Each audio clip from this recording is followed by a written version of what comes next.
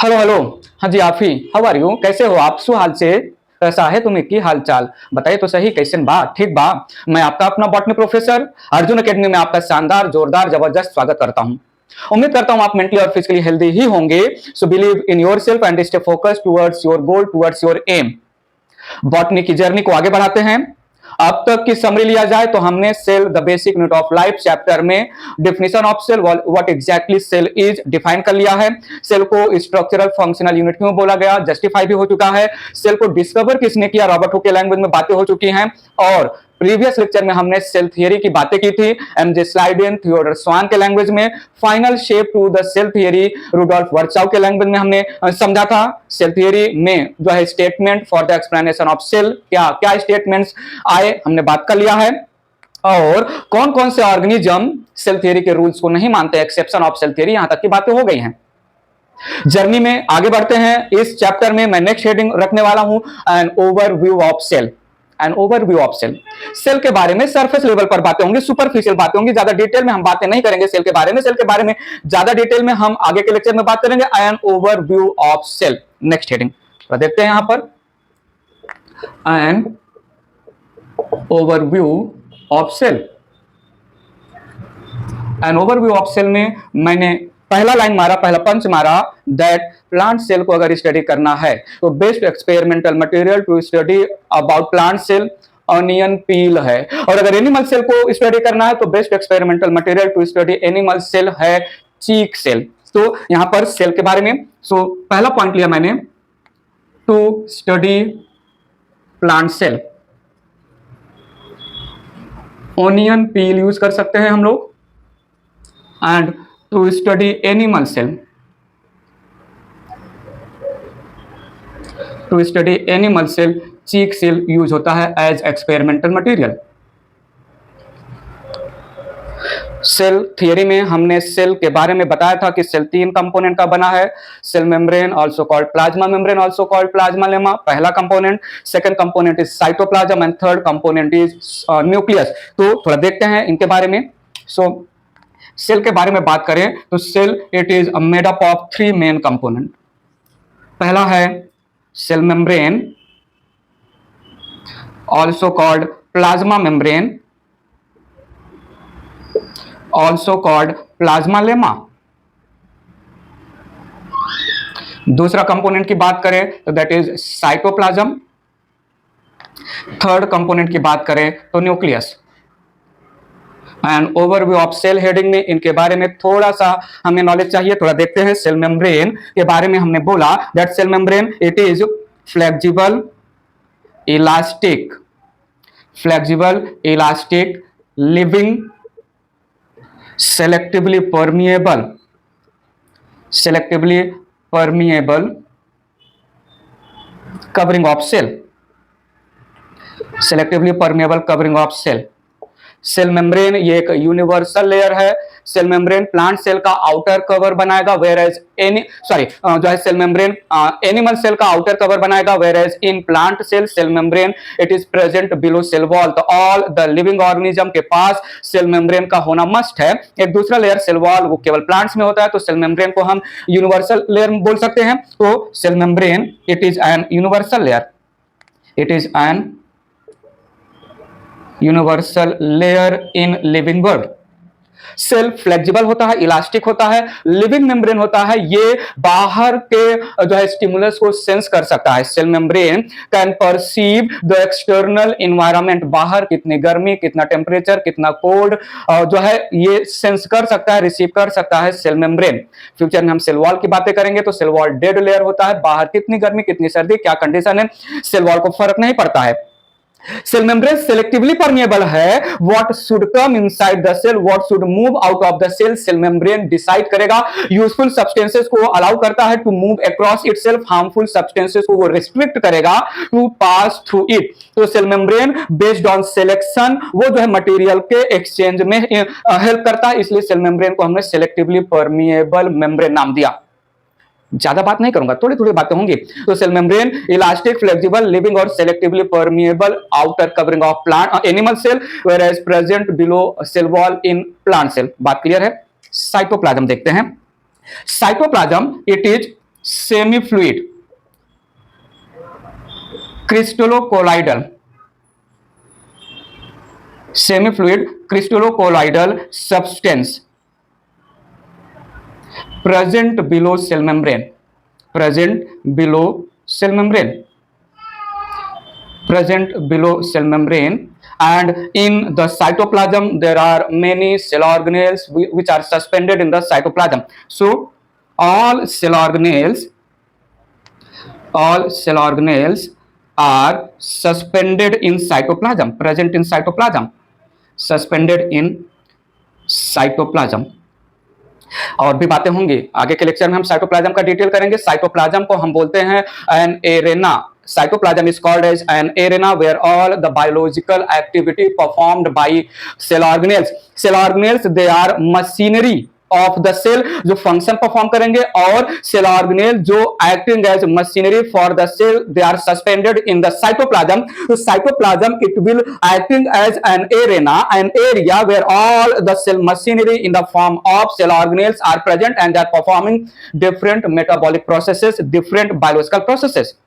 Point समझा? तो cytoplasm semi fluid jelly like substance crystallocolloidal material है जिसमें सेल ऑर्गेनेल्स सस्पेंडेड होते हैं. साइटोप्लाज्म सेल ऑर्गेनेल्स के लिए सुटेबल एनवायरनमेंट और all the raw material provide करेगा सो दैट सेल ऑर्गेनेल जो सेल के मशीनरी हैं वो अपना काम अच्छे से कर सके. तो मैंने यहां पर स्टेटमेंट दिया that it represent, cytoplasm represents an arena where all biological activities occurs,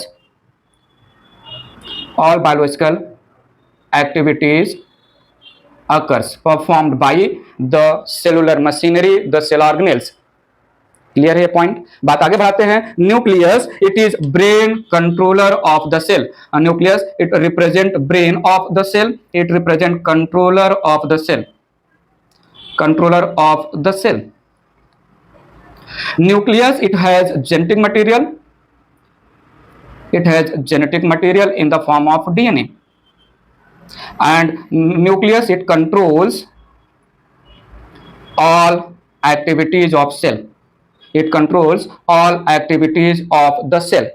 तो सेल के तीन मेन कंपोनेंट, सेल मेम्ब्रेन जो कवरिंग बनाएगा, यूनिवर्सल लेयर है. सेल मेम्ब्रेन के अंदर semi fluid jelly like substance जिसमें सेल ऑर्गेनेल सस्पेंडेड होते हैं, collectively called cytoplasm. And the third component of the cell is nucleus. Nucleus it is controller of the cell. कब कौन सा काम कितना कैसे होना चाहिए, कौन करेगा, कौन सा cell organelle, all the activities performed by cell organelle controlled by the nucleus. इसलिए हम न्यूक्लियस को ब्रेन ऑफ द सेल बोलते हैं.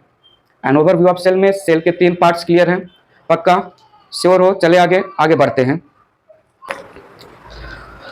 एन ओवरव्यू ऑफ सेल में बात आगे बढ़ाते हैं. Based on presence and absence of nucleus, based on presence and absence of nucleus cell को दो टाइप में डिवाइड कर सकते हैं, prokaryotic cell and eukaryotic cell. So based on presence and absence of nucleus, based on presence and absence of nucleus cell दो type का, ध्यान से समझिएगा थोड़ा. सेल दो टाइप का, एक सेल है प्रोकैरियोटिक सेल, दूसरा है eukaryotic cell. Prokaryotic cell and eukaryotic cell. वैसे तो सेल तीन टाइप के होते हैं, prokaryotic cell, mesokaryotic cell and eukaryotic cell. लेकिन ब्रॉडली हम based on presence and absence of nucleus cell को दो कैटेगरी में डिवाइड करेंगे. मीजोकैरियोटिक सेल ये प्रोकैरियोटिक और यूकैरियोटिक के बीच का एक टाइप है जो रिप्रेजेंटेड होता है डायनोफ्लैजिलेट, जो कि यूनिसेलुलर प्रोटिस्टा के मेंबर हैं. मीजोकैरियोटिक सेल को मैं थोड़ा सा हाईलाइट करूंगा. मीजोकैरियोटिक सेल के बारे में टेंशन मत लीजिए. बायोलॉजिकल क्लासिफिकेशन चैप्टर में किंगडम प्रोटिस्टा के अंडर जब हम डायनोफ्लैजिलेट की बात करेंगे तो वहां पर हम मीजोकैरियोटिक सेल की बातें करेंगे. Will broadly cell divided into prokaryotic cell and eukaryotic cell based on presence and absence of nucleus. So prokaryotic cell, so यहां पर प्रो का मतलब लिया मैंने प्रिमिटिव. प्रो म्हणजे काय? प्रो मतलब primitive, not well developed, not well developed. और कैरियन, ग्रीक लैंग्वेज में कैरियन, कैरियन का मतलब होता है न्यूक्लियस. यहां पर यूकैरियोटिक सेल में यू बायोलॉजी में जहां पर भी यू आए, ई यू का मतलब होता है ट्रू, ई यू का मतलब true, well developed advance. As usual Greek language है, कैरियन का मतलब होता है nucleus. So based on presence and absence of nucleus के बेसिस पर cell, prokaryotic cell, eukaryotic cell. तो प्रोकैरियोटिक सेल को क्या मैं बोलूं, a cell having primitive not well developed या फॉल्स न्यूक्लियस। ऐसे सेल जिनके पास फॉल्स न्यूक्लियस, प्रिमिटिव या नॉट वेल डेवलप्ड न्यूक्लियस होंगे, उन सेल्स को हम प्रोकैरियोटिक सेल बोलेंगे। So cell with false, primitive, not well developed nucleus, whereas eukaryotic cell ऐसे सेल हैं जिनके पास जो है एडवांस ट्रू न्यूक्लियस होता है। सेल है true well developed nucleus.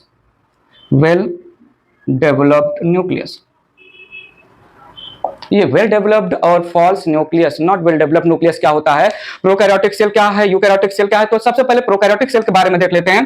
Prokaryotic cell में मैंने कंसीडर किया ये एक सेल है, थोड़ा बताइए तो सही, ये क्या है, एक सेल है। ये क्या है, ये एक सेल है। अगर ये सेल यूकैरियोटिक सेल है तो इसमें nucleus is surrounded by two covering, outer nuclear membrane and inner nuclear membrane. So nucleus के पास दो मेम्ब्रेन होता है, outer and inner nuclear membrane. दोनों को कलेक्टिवली हम न्यूक्लियर एनवेलप नाम देते हैं। न्यूक्लियस के बारे में जब हम चैप्टर के एंड में डिटेल में बातें करेंगे तो और भी बातें होंगी। Well outer and inner nuclear membrane they are discontinuous membrane, they have many small tiny pores, जिनको हम बोलते हैं न्यूक्लियर पोर, ये डिसकंटिन्यूअस मेम्ब्रेन है। सो nucleus surrounded by two covering, outer nuclear membrane and inner nuclear membrane, both membrane have presence of nuclear pore. Nucleus के अंदर के semi fluid material को हम नाम देते हैं nucleoplasm. Surrounded by outer and inner nuclear membrane, internally nucleus has nucleoplasm. Suspended in the nucleoplasm there are thread-like tangled network, और in the nucleoplasm thread-like tangled network को हम chromatin network नाम देते हैं, chromatin fiber नाम देते हैं। So in the nucleus thread-like tangled extended structure होते हैं जिनको हम नाम देते हैं क्रोमैटिन फाइबर्स या क्रोमैटिन रेटिकुलम या क्रोमैटिन नेटवर्क। और in the nucleoplasm there is dark dense membraneless structure, जो है जो न्यूक्लियोप्लाज्म के साथ कंटिन्यूटी शो करेगा, डार्क डेंस मेम्ब्रेनलेस स्ट्रक्चर को हम न्यूक्लियोलस नाम देते हैं। समझिएगा प्लीज। यूकैरियोटिक सेल के पास ई है आउटर न्यूक्लियर मेम्ब्रेन, ई का है, ई है आउटर न्यूक्लियर मेम्ब्रेन। इसके नीचे वाले मेम्ब्रेन को हमने नाम दिया इनर न्यूक्लियर मेम्ब्रेन। इसके जो है जो होल है या पोर है उसको हमने नाम दिया nuclear pore. Semi fluid material को हमने नाम दिया न्यूक्लियोप्लाज्म। ये रहा chromatin network, chromatin thread, chromatin fibre, chromatin reticulum, और यहां पर मैंने मेंशन किया nucleolus. So well developed advance या ट्रू न्यूक्लियस का मतलब न्यूक्लियस के पास nuclear membrane, nucleoplasm, nucleolus, chromatin network present रहेगा। और ऐसे सेल जिनके पास न्यूक्लियस में nuclear membrane, nucleoplasm, nucleolus, chromatin network present है, ऐसे सभी सेल को क्या नाम देंगे? जी हां, यूकैरियोटिक सेल नाम देंगे। ठीक है। सो ये हो गया यूकैरियोटिक सेल के बारे में। प्रोकैरियोटिक सेल की बात करें तो ये है एक प्रोकैरियोटिक सेल। ये क्या है? ये एक प्रोकैरियोटिक सेल है। Prokaryotic cell basically bacteria cell होते हैं, आगे मैं बताऊंगा। प्रोकैरियोटिक सेल का आउटर कवरिंग होता है सेल वॉल, के नीचे होता है सेल मेम्ब्रेन। यूकैरियोटिक सेल में जो है अगर एनिमल सेल है तो केवल प्लाज्मा मेम्ब्रेन रहेगा, प्लांट सेल है तो सेल वॉल बना सकते हैं। वेल बैक्टीरिया या प्रोकैरियोटिक सेल के पास सेल वॉल होता है सराउंडेड बाय जो है सेल मेम्ब्रेन। तो ये हो गया आउटर कवरिंग सेल वॉल, के नीचे है cell membrane, surrounded by cell membrane. Internally there is semi fluid material, और सेमी फ्लूइड मटेरियल को सेल के लैंग्वेज में हम नाम रखेंगे cytoplasm. In the prokaryotic cell nucleus absent है। प्रोकैरियोटिक सेल में न्यूक्लियस एब्सेंट है, न्यूक्लियस के पास ना तो न्यूक्लियर मेम्ब्रेन, ना ही न्यूक्लियोप्लाज्म, ना ही न्यूक्लियोलस, ना ही क्रोमैटिन नेटवर्क है। In the prokaryotic cell genetic material directly naked DNA के फॉर्म में साइटोप्लाज्म में सस्पेंडेड होगा। सो यहां पर circular double strand DNA, circular double strand DNA directly suspended in the form in the cytoplasm. ये जो chromatin network है ये कंडेंस फॉर्म ऑफ डीएनए है, जहां पर डीएनए कुछ स्पेसिफिक प्रोटीन्स के साथ कंडेंस हुआ है। वो प्रोटीन है histone and non histone protein. यहां प्रोकैरियोटिक सेल में नेकेड डीएनए होता है, प्रोकैरियोटिक सेल में नेकेड डीएनए होता है, डीएनए हिस्टोन और नॉन हिस्टोन प्रोटीन के साथ कंडेंस नहीं होता है। बात समझ में आ रहा है? बात आगे बढ़ाते हैं, थोड़ा समझिएगा। सो प्रोकैरियोटिक सेल के पास न्यूक्लियस एब्सेंट है। प्रिमिटिव टाइप का nucleus, incipient not well developed nucleus का मतलब न्यूक्लियस का एक मेन कंपोनेंट होता है genetic material DNA. Eukaryotic cell में डीएनए प्रेजेंट होता है in the form of chromatin network, DNA condense होता है विथ स्पेशल प्रोटीन्स हिस्टोन और नॉन हिस्टोन प्रोटीन के साथ, और genetic material DNA in the form of chromatin network eukaryotic cell में न्यूक्लियस के अंदर होता है। जेनेटिक मटेरियल न्यूक्लियस का पार्ट है, जेनेटिक मटेरियल न्यूक्लियस के अंदर होना चाहिए। प्रोकैरियोटिक सेल के पास भी तो जो है जेनेटिक मटेरियल है ना, न्यूक्लियस का एक कंपोनेंट, बट न्यूक्लियस के बाकी component nuclear membrane, nucleolus, nucleoplasm नहीं है, इसलिए हम इसको नॉट वेल डेवलप्ड या इंसिपिएंट न्यूक्लियस बोल रहे हैं। सो यहां पर जो है ये साइटोप्लाज्म मैंने रिप्रेजेंट किया, और साइटोप्लाज्म में डायरेक्टली सस्पेंडेड है circular DS DNA, double stranded DNA. ये circular double stranded DNA, it is naked DNA, it is also called nucleoid. जो मोस्ट फेमस टर्म है बैक्टीरिया के जेनेटिक मटेरियल के लिए वो है न्यूक्लियोइड, इंसिपिएंट न्यूक्लियस। न्यूक्लियस के नाम पर प्रोकैरियोटिक सेल के पास न्यूक्लियस का एक main component genetic material DNA वो भी नेकेड फॉर्म में प्रेजेंट है, इसलिए प्रिमिटिव न्यूक्लियस वाला सेल है, ये एडवांस न्यूक्लियस। बात समझ में आ रहा है? थोड़ा और आगे बढ़ते हैं, समझेगा, टेंशन मत लीजिए। सो प्रोकैरियोटिक सेल में न्यूक्लियस एब्सेंट है, nucleus absent in prokaryotic cell, nuclear membrane, nucleolus, nucleoplasm in the prokaryotic cell absent है। प्रोकैरियोटिक सेल में genetic material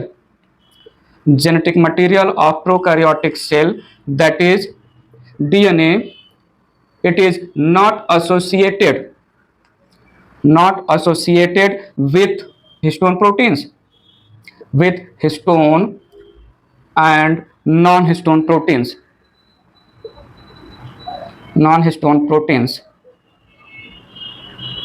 present as naked DNA form, present as naked DNA called nucleoid DNA। Eukaryotic cell के पास advance well developed nucleus present है, and यहां eukaryotic cell में DNA is present in the form of chromatin network, in the form of chromatin network, chromatin network associated with histone and non-histone protein, histone and non-histone proteins। ये histone और non histone proteins क्या है, जब मैं nucleus इस chapter के and में पढ़ाऊंगा तो न्यूक्लियस में क्रोमैटिन नेटवर्क का डिटेलिंग करेंगे, वहां पर हिस्टोन और नॉन हिस्टोन प्रोटीन के बारे में बात कर लेंगे। थोड़ा सुनिए तो सही। In the prokaryotic cell nuclear membrane absent है, in the prokaryotic cell nuclear membrane absent है, तो क्या मैं बोलूं प्रोकैरियोटिक सेल में डीएनए डायरेक्टली सस्पेंडेड है in the cytoplasm, as nuclear membrane in the prokaryotic cell absent है, तो क्या मैं बोल सकता हूं कि प्रोकैरियोटिक सेल में there is no difference between nucleoplasm and cytoplasm. Eukaryotic cell में न्यूक्लियस प्रेजेंट है, न्यूक्लियर मेम्ब्रेन के अंदर सेमीफ्लूइड मटेरियल को न्यूक्लियोप्लाज्म नाम देंगे, वेयरएज न्यूक्लियर मेम्ब्रेन के बाहर जो सेमीफ्लूइड मटेरियल होगा उसको साइटोप्लाज्म बोलेंगे। तो in the eukaryotic cell, genetic material present inside the nucleus and there is distinguish between nucleoplasm and cytoplasm, बोला जा सकता है ना। तो थोड़ा मेंशन कर लेते हैं ये पॉइंट।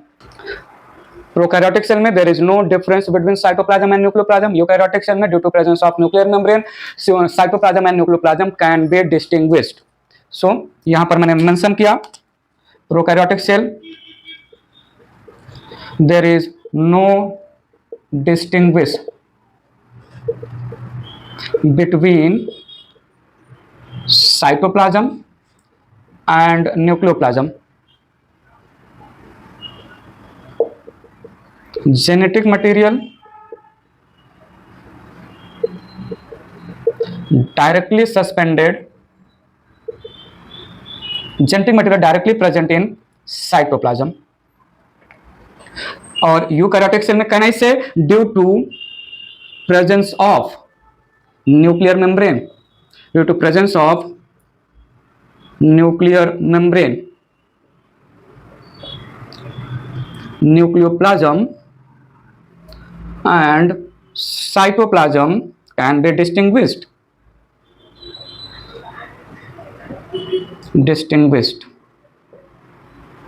बात समझ में आ रही है आपको? पक्का है? चलते थोड़ा आगे समझिएगा प्लीज। यहां पर ये एक प्रोकैरियोटिक सेल है। ये क्या है? प्रोकैरियोटिक सेल नहीं है, ये एक प्रोकैरियोटिक सेल है। आउटर लेयर सेल वॉल के नीचे सेल मेम्ब्रेन, और यहां पर there is presence of cytoplasm below the cell membrane. Cell membrane के नीचे साइटोप्लाज्म है, और साइटोप्लाज्म में circular double strand DNA directly present है। Circular double strand DNA directly present है इन द साइटोप्लाज्म। इस डीएनए को हम न्यूक्लियोइड डीएनए नाम देते हैं। और ये है एक यूकैरियोटिक सेल। ये क्या है? एक यूकैरियोटिक सेल। यहां पर न्यूक्लियस ले लिया मैंने। न्यूक्लियस के बाहर जो सेमी फ्लूइड मटेरियल है उसको हम साइटोप्लाज्म नाम देते हैं। न्यूक्लियस के बाहर के सेमी फ्लूइड मटेरियल को हमने साइटोप्लाज्म नाम दिया। न्यूक्लियस के अंदर जो सेमी फ्लूइड मटेरियल है that is called nucleoplasm. So cell का जो है semi fluid material cytoplasm, nucleus का सेमी फ्लूइड मटेरियल न्यूक्लियोप्लाज्म। ई है साइटोप्लाज्म, ई का है? ई है साइटोप्लाज्म, और ई है न्यूक्लियोप्लाज्म, और ई है न्यूक्लियस। न्यूक्लियस का न्यूक्लियर मेम्ब्रेन। न्यूक्लियस के अंदर यूकैरियोटिक सेल में genetic material that is DNA कौन से फॉर्म में प्रेजेंट होता है? क्रोमैटिन नेटवर्क के फॉर्म में, क्योंकि जो है डीएनए वो हिस्टोन और नॉन हिस्टोन प्रोटीन से कनेक्टेड होता है। सो ये यहां पर जो जेनेटिक मटेरियल है क्रोमैटिन थ्रेड के फॉर्म में है। सो यहां पर ये chromatin extended elongated thread like structure represent करता है। Chromatin DNA plus histone and non histone protein का असेंबली है। क्रोमैटिन ये extended elongated thread like structure represent करता है, और सेल के न्यूक्लियस के न्यूक्लियोप्लाज्म में क्रोमैटिन तब प्रेजेंट होता है जब सेल डिवाइड नहीं कर रहा है। और जब सेल डिवाइड करना चालू करता है, नेक्स्ट जो है चैप्टर में मैं इसकी बात करूंगा, तो जब सेल डिवाइड होना चालू करेगा तो यही जो एक्सटेंडेड इलोंगेटेड क्रोमैटिन थ्रेड हैं they start condensation, they start shrinking, छोटा होता जाएगा और कंडेंस होके क्रोमैटिन कन्वर्ट हो जाता है क्रोमोसोम में। बात समझ में आ रहा है? सो क्रोमैटिन कन्वर्ट हो जाता है लिटरली क्रोमोसोम में। और ये क्या है? DNA plus histone and non-histone protein, DNA plus histone and non-histone protein. So when eukaryotic cell is not divided, DNA associated with histone and non-histone protein present in the form of elongated extended thread-like structure, जिसको हमने chromatin नाम दिया। और यही chromatin जब cell divide होना चालू होता है तो थोड़ा कंडेंस होकर क्रोमोसोम बना लेते हैं। तो क्रोमैटिन क्रोमोसोम एक्सटेंडेड और श्रिंक्ड या कंडेंस फॉर्म है जो कि डीएनए प्लस हिस्टोन है नॉन हिस्टोन प्रोटीन। तो बताइए तो सही हमें क्रोमोसोम का मतलब क्या हुआ? Condense form of DNA. और ये कंडेंस फॉर्म ऑफ डीएनए में डीएनए किसके साथ कंडेंस हुआ? स्पेशल प्रोटीन के साथ। तो क्या मैं बोलूं chromosome is equal to DNA plus histone and non histone protein?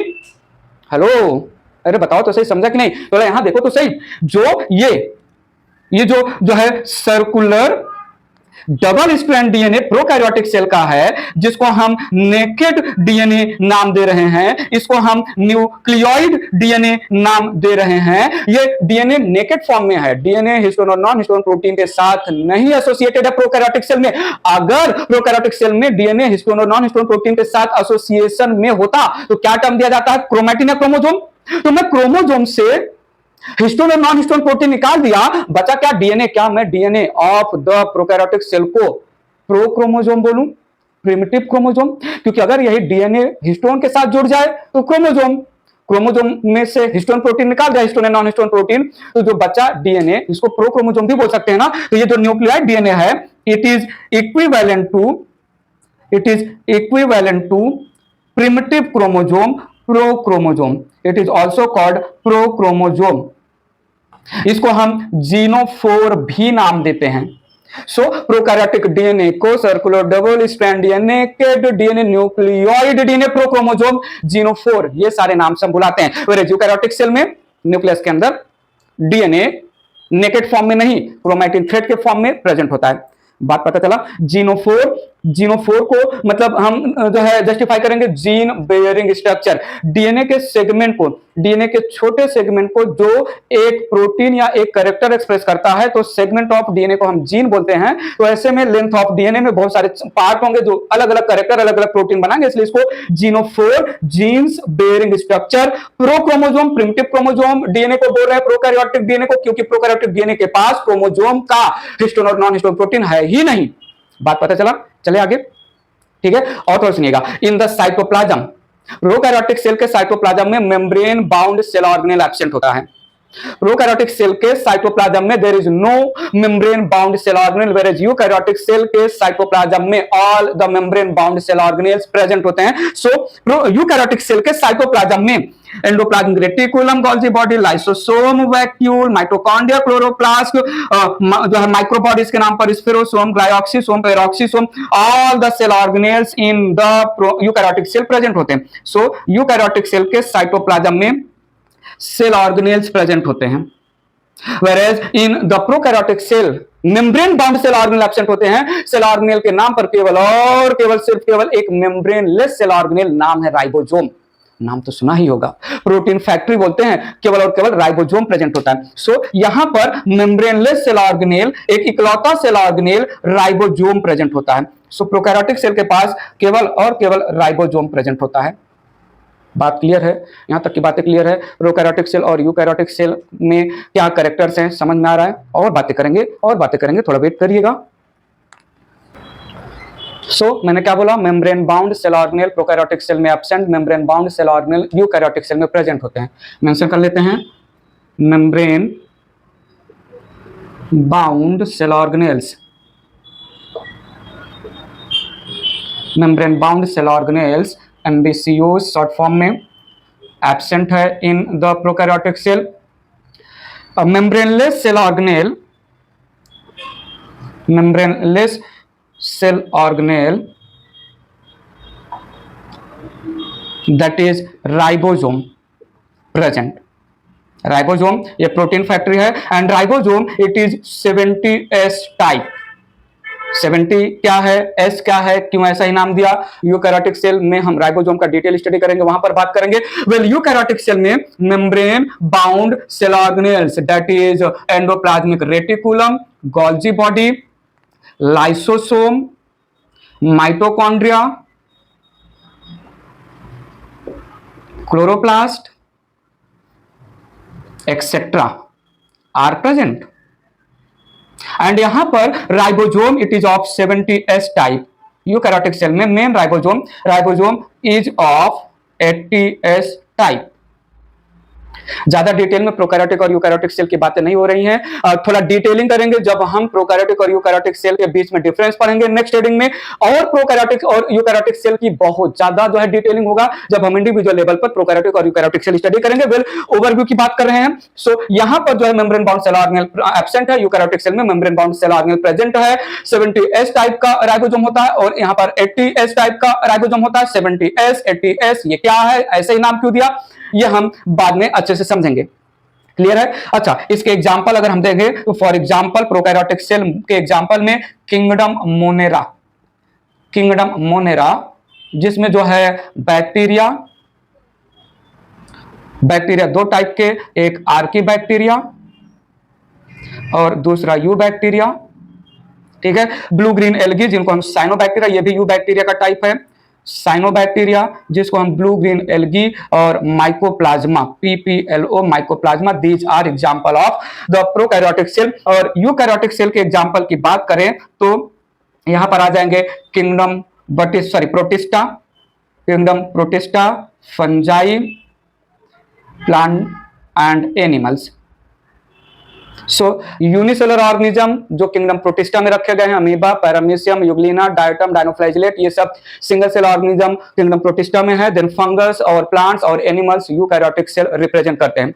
So prokaryotic cell जो है जिसके पास false not well developed primitive type का न्यूक्लियस होता है। न्यूक्लियस में nuclear membrane, nucleoplasm, nucleolus absent होता है। प्रोकैरियोटिक सेल में genetic material that is DNA circular double strand DNA होता है, नेकेड फॉर्म में होता है, not associated with histone and non histone protein, also called nucleoid DNA, also called prochromosome xenophore genetic material in the prokaryotic cell directly present in the cytoplasm, membrane bound cell organelles absent होता है prokaryotic cell में। there is no distinguish between cytoplasm and nucleoplasm in prokaryotic cell as nuclear membrane absent होता है। eukaryotic cell में true advanced nucleus होता है क्योंकि nucleus के पास nuclear membrane, nucleoplasm, nucleolus present होता है। और eukaryotic cell में genetic material DNA it is associated with histone and non histone protein present in the form of chromatin या chromosome। Eukaryotic DNA linear double strand होता है।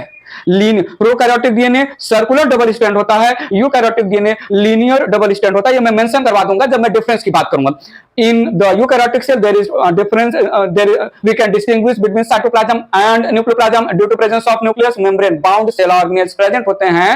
और 70s type का ribosome prokaryotic cell में, 80s type का ribosome eukaryotic cell में। Prokaryotic cell basically they are represented by bacteria और eukaryotic cell में प्लांट्स, एनिमल्स, फंगस सब आ जाएंगे। बात क्लियर है, ओवरव्यू दे रहा हूं, ज्यादा डिटेल में भी नहीं जा रहा हूं। बात आगे बढ़ाया जाए, पक्का यहां तक क्लियर है?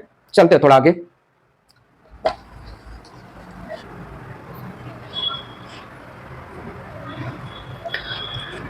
बात आगे बढ़ाते हैं। अगर मैं एन ओवरव्यू ऑफ सेल में सेल के साइज की बात करूं तो साइज में सेल्स ग्रेटली वेरी करते हैं। स्मॉलेस्ट सेल है माइकोप्लाज्मा PPLO 0.1 से 0.3 माइक्रोमीटर। लार्जेस्ट सेल है ऑस्ट्रिच एग 15 सेंटीमीटर डायमीटर होता है, जिसको हम 170 इंटू 150 मिलीमीटर डायमीटर वाला भी सेल बोल सकते हैं। लॉन्गेस्ट एनिमल सेल है न्यूरॉन या नर्व सेल 90 सेंटीमीटर से 1 मीटर तक होता है। एक प्लांट सेल है, प्लांट सेल में फाइबर्स होते हैं, प्लांट में फाइबर्स होते हैं। तो जूट का फाइबर, जूट एक प्लांट है तो जूट प्लांट का फाइबर 6 मीटर तक हो सकता है। लॉन्गेस्ट प्लांट सेल में एक ग्रीन एल्गी है एसिटाबुलेरिया। एसिटाबुलेरिया ये longest plant cell, single cell green algae जो 10 सेंटीमीटर लंबा हो सकता है। टिपिकल बैक्टीरिया का साइज देखा जाए तो 1 से 2 माइक्रोमीटर होता है। इन जनरल बैक्टीरिया 3 से 5 माइक्रोमीटर रेंज कर सकता है। वायरस की साइज देखें तो 0.02 से 0.2 माइक्रोमीटर तक रेंज कर सकता है। और आरबीसी का साइज देखें तो 7 माइक्रोमीटर होता है। ह्यूमन में लार्जेस्ट या बिगेस्ट सेल ओवम सेल है और स्मॉलेस्ट सेल हम स्पर्म सेल को बोल सकते हैं। तो साइज की बात कर रहे हैं, साइज ऑफ सेल। तो cells vary greatly in size, varies greatly in size. Smallest cell की बात किया मैंने। स्मॉलेस्ट सेल एक बैक्टीरिया है माइकोप्लाज्मा, इसको हम PPLO pleuropneumonia like organisms, pleuropneumonia like organism नाम देते हैं। इसका साइज है 0.1 से 0.3 माइक्रोमीटर तक।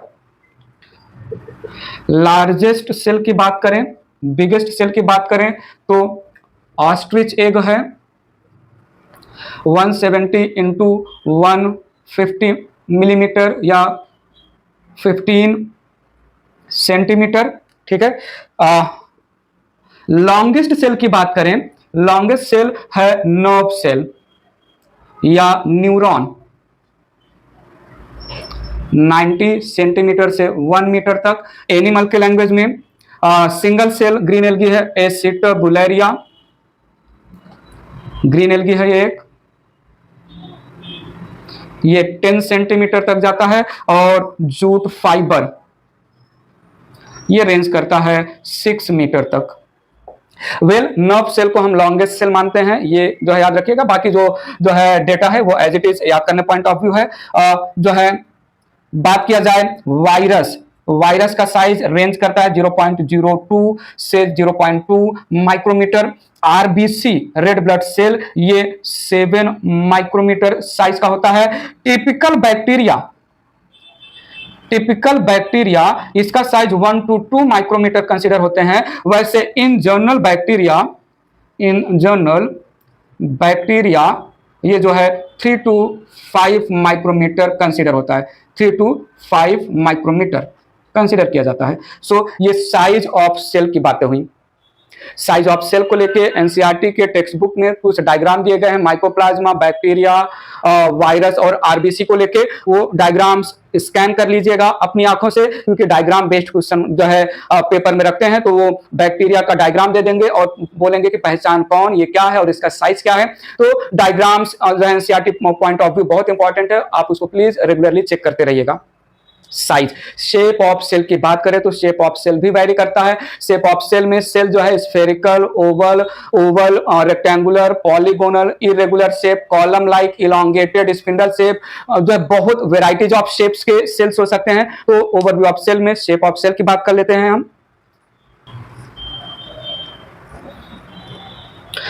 तो बात आगे बढ़ाते हैं shape of cell. Shape of cell में cell can be oval, spherical, polygonal, hexagonal, column के जैसा कॉलमनार सेल हो सकते हैं, क्यूबिकल या क्यूबॉइडल सेल्स हो सकते हैं शेप में, डिस्क शेप का हो सकता है सेल्स स्पिंडल शेप के हो सकते हैं, सेल्स जो है इरेगुलर शेप के भी हो सकते हैं। ये सारे सेल, जैसे जो है न्यूरॉन ये इलोंगेटेड ब्रांच्ड सेल होता है, मसल सेल स्पिंडल शेप का होता है, ओवम सेल जो है स्फेरिकल शेप का होता है, पॉलीगोनल में आ जाता है लिवर का सेल, और जो है ब्रांच्ड सेल की बात करें तो पिगमेंट के सेल्स ब्रांच्ड होते हैं। स्लीपर शेप में पैरामीशियम होता है। तो यहां पर कुछ बात कर ले, जैसे जो है ओवल शेप, ये एग सेल हो गया, इलोंगेटेड ब्रांच्ड शेप की बात करें तो इसमें न्यूरॉन आ जाएगा, न्यूरॉन की बात कर सकते हैं, nerve cell. In general branched cell की बात करें तो पिगमेंट सेल्स ब्रांच्ड होते हैं, पिगमेंट सेल्स ऑफ ह्यूमन। और अगर मैं स्पिंडल शेप की बात करूं तो स्पिंडल शेप में मसल फाइबर्स आ जाते हैं, मसल सेल्स आ जाएंगे। पॉलीगोनल की बात किया जाए तो लिवर सेल आ जाएगा। स्लीपर शेप की बात किया जाए तो इसमें आ जाएगा paramecium. Shape of the cell vary करता है। अगेन जो है एनसीईआरटी के टेक्स्ट बुक में nerve cell, mesophyll cell, mesophyll cell क्या होता है, मेसोफिल सेल लीफ के सेल्स को बोलते हैं। Nerve cell, mesophyll cell discoid shape में आरबीसी होता है। डिस्क लाइक शेप की बात करें तो RBC. So shape of few type of cell RBC, few type of cell NCERT textbook में मेंशन है, वो आप प्लीज अच्छे से देख लीजिएगा। शेप के बेसिस पर डायग्रामेटिक क्वेश्चन दे सकते हैं। सो यहां पर हमने ओवरव्यू ऑफ सेल की बातें कंप्लीट की। आज का लेक्चर समझ में आया? यहां तक की बातें क्लियर हैं? सही से बोलना, पक्का? ठीक है। एंड ओवरव्यू ऑफ सेल में हमने सरफेस लेवल की बातें की, ओनियन पील, प्लांट सेल और चीक सेल के लैंग्वेज में एनिमल सेल को स्टडी करना है तो यूज कर सकते हैं। सेल मेम्ब्रेन, साइटोप्लाज्म और न्यूक्लियस को हमने थोड़ा सा हाईलाइट किया। प्रोकैरियोटिक और यूकैरियोटिक सेल के बीच में जो है हमने थोड़ी सी बातें की। एक और टाइप का सेल होता है मीजोकैरियोटिक सेल, जो रिप्रेजेंट होता है डायनोफ्लाइजिलेट के थ्रू, इसको हम बाद में पढ़ेंगे। हमने शेप और साइज की बात किया।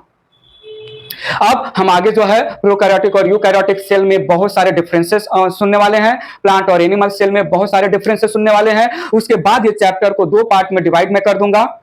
हम पढ़ के आ रहे हैं cell the basic unit of life, और आज के लेक्चर में हमें पता चल गया कि सेल 2 टाइप के, प्रोकैरियोटिक सेल और यूकैरियोटिक सेल। तो अब हम जो है जब डिफरेंसेस हो जाएगा प्रो और यूकैरियोटिक, प्लांट और एनिमल सेल को लेके, तो प्रोकैरियोटिक का डिटेल करेंगे और उसके बाद यूकैरियोटिक सेल का डिटेल स्टडी करेंगे, तब कहीं जाके ये चैप्टर कंप्लीट हो जाएगा। ठीक है।